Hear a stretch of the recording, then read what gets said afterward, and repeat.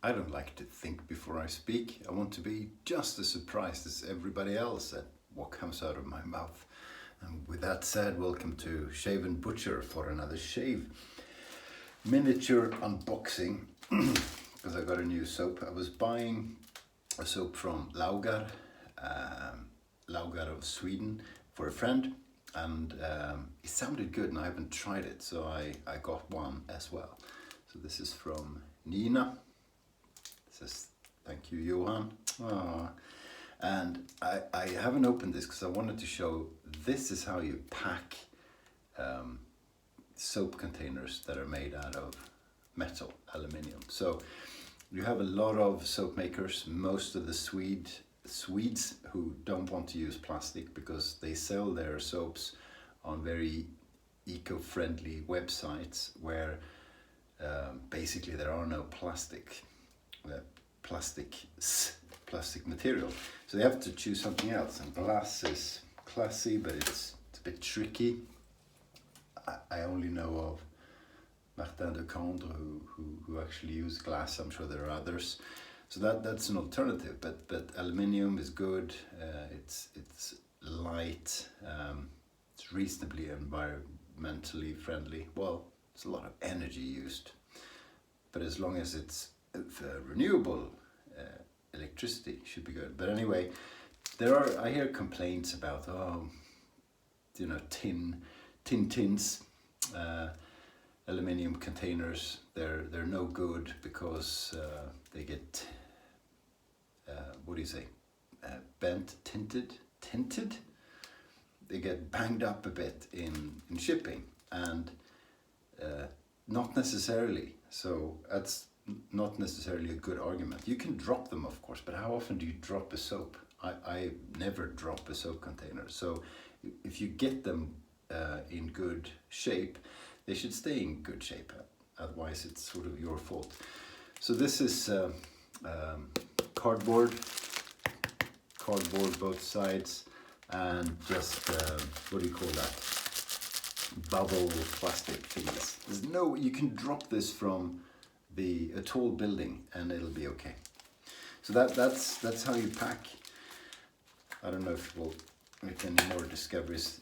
By the way, it's important to explain the tool for opening. This is the fruit knife with a broken tip.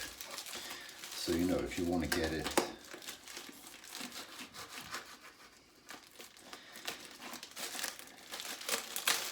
so that's off, and I think the other wrapping comes off, yes. And then inside you have sort of normal bubble wrap, which you don't actually need, it's just there because why not? Nina packs the soaps herself, then she goes to the little local shop, and you know, there won't be scratches or anything because there's actually paper on the inside as well. So I don't know how environmentally friendly it is to have 7 layers of packaging, but at least it's going to protect the soap really well. So this is silk paper, very nice. And then this is cool. I've seen this, not to get scratches. She's got a, is this plastic, Nina? We talked about it, I can't remember. I think this is not plastic. I think this is actually made out of something else to imitate plastic. So you have one of those on each side, so you won't have any scratches. There's a lot of packaging, but there you go. And the beautiful, really, really lovely, in my opinion, logo type is on there. It's not quite straight. I know someone who would go crazy, but it's lovely. This is RAGNARÖK. RAGNARÖK is the apocalypse of the, oh god, what are they?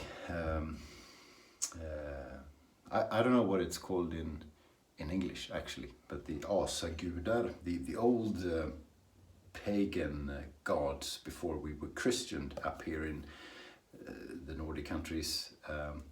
Ragnarök was the apocalypse, the end of the world. So I've heard good things about this, and quite a few have used it before me. and it's a just gonna make sure I'm not lying. It's a vegan soap or vegetable soap, I think. Yes, and this is mainly patchouli. So this is only scented with natural oils, and the main scent is patchouli, and it's balanced a bit with cedar wood. So let's see. I sort of like patchouli. Oh yeah, that is good. That is good. Nina's soaps, just like any soap, can you see that? Beautifully poured. Any soap with essential oils only as the scent element. The scent isn't super strong, but it is nice. So we're going obviously with the Laugar brush. Used that the other day too. Look at that, same logo, same language. The black and the golden logo. This is round. This is a brush like nothing you'd seen before. It's very thick, very dense badger knot, and Nina sells them on her website. So that's it. That's what we're using to whip this beauty up with.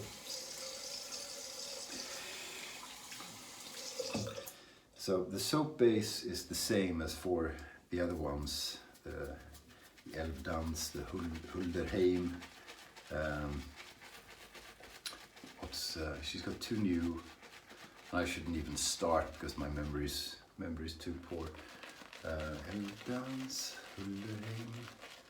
Can't remember. And then there's RAGNARÖK and a new. So she's got 5 now, of which one is unscented. I think that will probably be plenty. So I've been to Nina's soap studio, as you call it. There is a video from that, which I'll put as a link if I remember. Otherwise, you search in the video department. So I am having a chat with Nina, and she's showing me her product. And I was there for a while, and she's got a big sink, and we were test lathering and like complete nerds, and it was really nice. And Nina's soap studio is on the property where she lives, and it's lovely, just lovely scenery. It's in Dalsland in Sweden, so a very lightly populated part of western Sweden, with an amazing scenery, amazing nature. So the drive there was pretty cool. And of course Nina is a lovely person, and a passionate is not English. Passionate. Really tired. My brain is tired today. It's Saturday. I've been working hard in the week. It's very unusual, but I've been thinking a lot, so my brain is tired. Does that make sense? Does that sound like bragging? Everyone from Northern England are saying, yeah.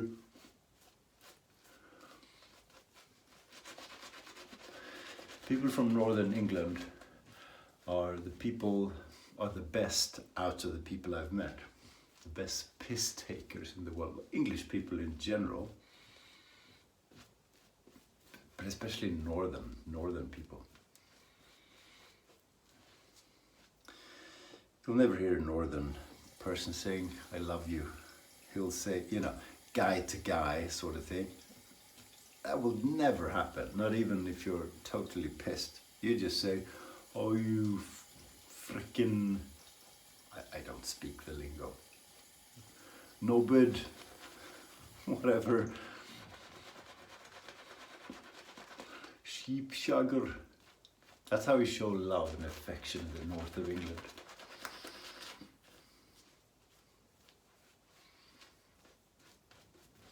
I wonder if that's a Viking, what's the word?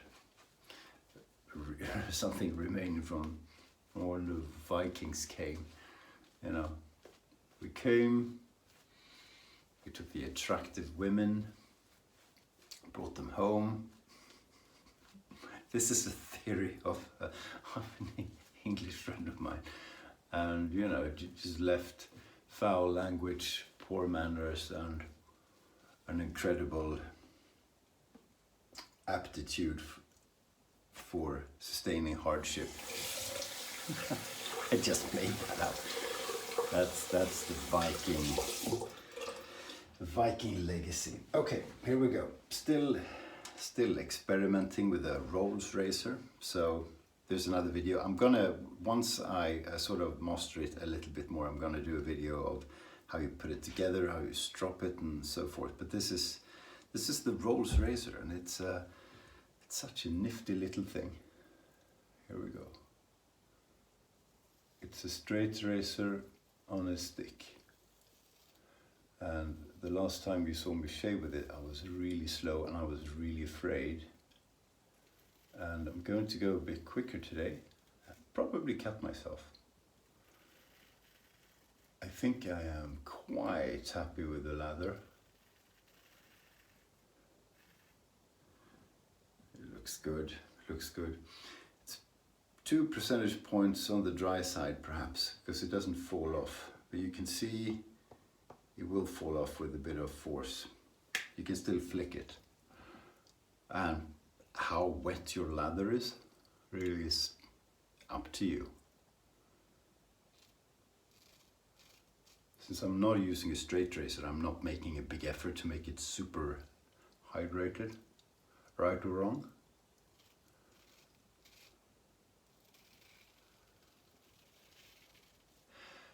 But this, I find this so cool, the Rolls razor. Just the idea.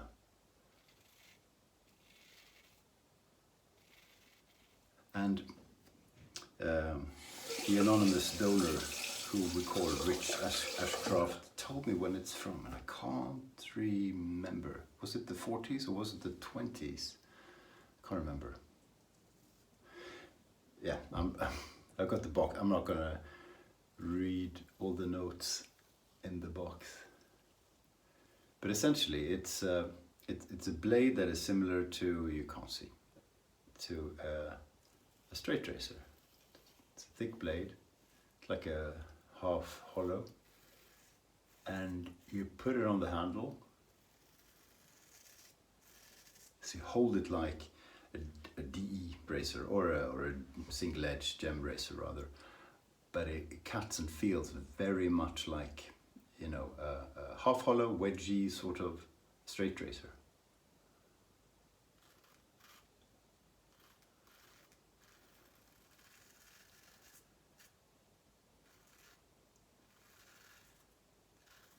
And if this didn't exist, this is something that could be invented now, just because, you know, people like to invent things, and there's, what else is there in the wood shaving world from a hardware point of view that doesn't exist?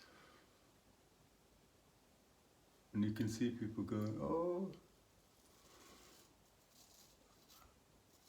how about a straight razor blade that you hold like a safety razor? You could see that being product developed, wouldn't you? And of course you have gem style razors, which is more like straights, especially if they are, what do you call them, open comb, so no protection bar. This one actually has a protection bar, otherwise I would have cut so many fingers off by now. It would have been ridiculous because of how you handle the blade. Okay, I'm not going a lot quicker. It's mainly because I'm talking too much. So I'm really poor at shaving with a safety razor. That's why it's slow. That's why it looks awkward and a bit dumb, maybe. If you're an avid safety razor shaver, you'd operate this like nothing. So this is more a tool for, you know, it's more a cool thing for a safety racer guy than for a straight racer person. I just like the ingenuity of, you know, you have a stropping machine and a honing machine in the box. That is, yeah. And this was not 100 years ago, but yeah, maybe it was 100 years ago. It was a long time ago anyway. Okay, so we're going for a second pass. So on this blade, it says best on one side, best Sheffield steel. And of course we know the best steel is made in Sweden. So it doesn't, they're not trying to say it's the best steel. They're saying it's the best steel from Sheffield, which is already pretty good. Scott's owl is going,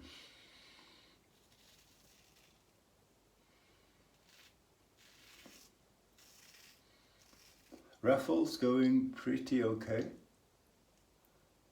Where am I?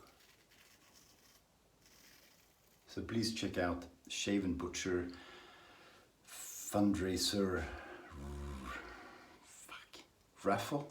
Oh, I always forget what the group name. You'll find it. Where there's a raffle to raise money for Michael J. Fox, the Michael J. Fox Foundation, to find a cure against, was it for or against Lee Martin? Cure for Parkinson's.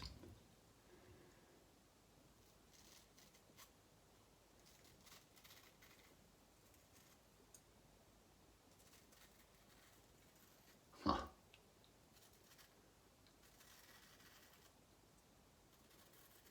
Yeah, got it. And I can't remember what I'm doing under the nose. Am I doing the false pass? I'm going to cut myself if I do. But I should practice, so I will, and there will be blood, because I never do this.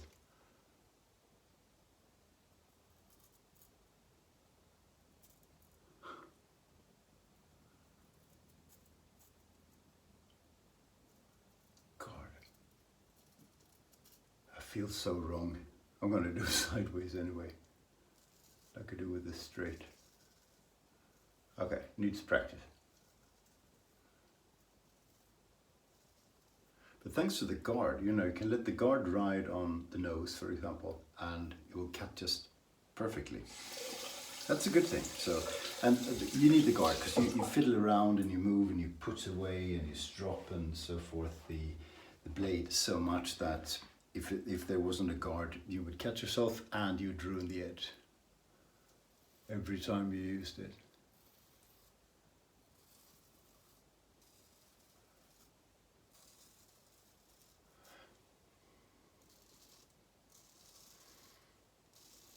Yeah, so from an operational point of view, for me, from what I've used before, the closest is a gem style razor.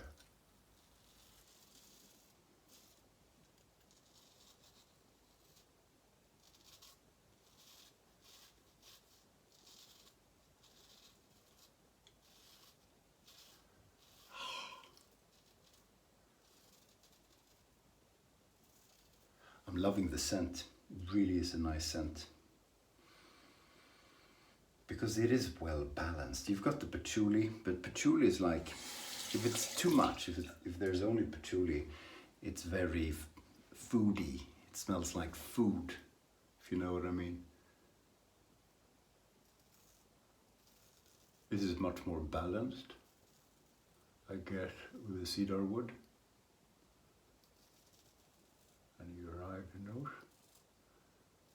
Huh. Yeah. I really like this thing. I'm not saying it's the best thing I've ever shaved with. I just like the idea of it. Again, it has a container which is quite pretty. Looks pretty good. And in there is a strop and a hone. And I haven't honed yet. I can barely strop. Probably doing the stropping wrong, I think. But what a brilliant idea.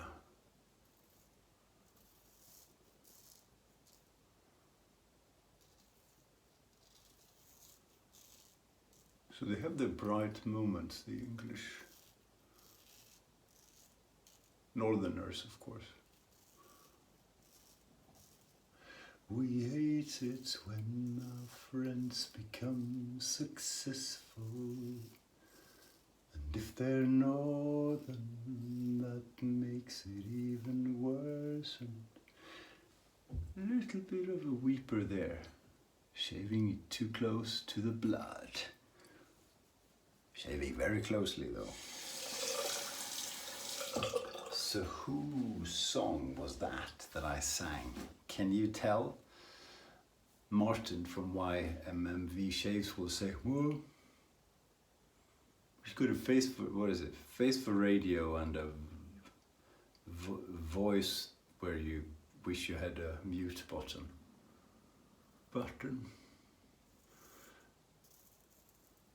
The bastard. He's just jealous.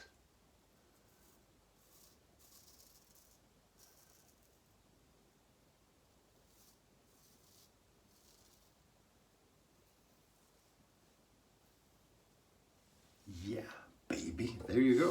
That's all I'm gonna do. So with this, I could go sideways and do pickups, etc. I'm quite sure I get irritation for doing that. And would I get BBS? Absolutely, I would. It's not worth it. I shave pretty much every day.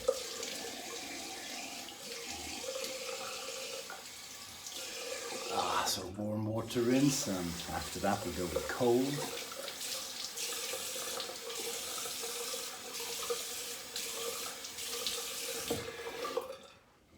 You know, out of the 4 scents that I've tried from, well, 3 scents and 1 unscented that I've tried from Laugar, this is my favorite scent by a margin. Really is. Very classic Scandinavian, understated Thayers, unscented, Hazel. Very elegant, very, very elegant. Bravo, Nina. Very nicely done. So if you strengthen this 20 times over, it's going to be a huge hit in America. Nina's soaps sell in America, I don't know this one, I think all of them, through Pasteurs. So you can get them in the shop and on the website, I believe. Balm today this is my new favorite. This is from Kaliflower. This is aftershave balm with the witch hazel in it. And it's great. And it smells like, it doesn't smell super strong anyway, which is something I appreciate. Yeah, so I'm putting this, I'm gonna do my head now. So usually if this wasn't a video, I wouldn't put the balm on. I put it on afterwards and do the whole head. But for your amusement, we'll do the front side and then off camera, we shall shave the head. Really should do it with the Rolls razor, but I won't. I'll use a leaf, so it's not going to be super exciting. This smells really nice. Is it the same as the soap, the citrus and cedar? Thinks maybe it is. And now my hands are. It doesn't say. Great, I really like the balm from Kaliflower, I really do. It feels rich, it feels thick, and you go, wow, this is gonna take a bit of time to get into the skin. It doesn't, it just goes straight in. It's one of the very, very best balms I've used, and I use a balm every single time I shave, so I know stuff. Cool, that's it. I should show you the pre-shave soap as well, which I saw the other day has an embossing. This is from Kaliflower as well. most of the Swedes make pre-shave style soaps. Nina does at Laugar, Karina does at RAGNARÖK. This is my new one, my new little favorite. What is it called? Clay and... God, Mia, I'm sorry. It's extraordinarily good and good looking as well. That's it. It's Saturday afternoon. I'm alone with the wife, so the kids are away, and yeah, that's unusual. Be interesting. Have a great rest of the weekend, all of you, and thank you so much for watching. I'll see you soon. Stay sharp.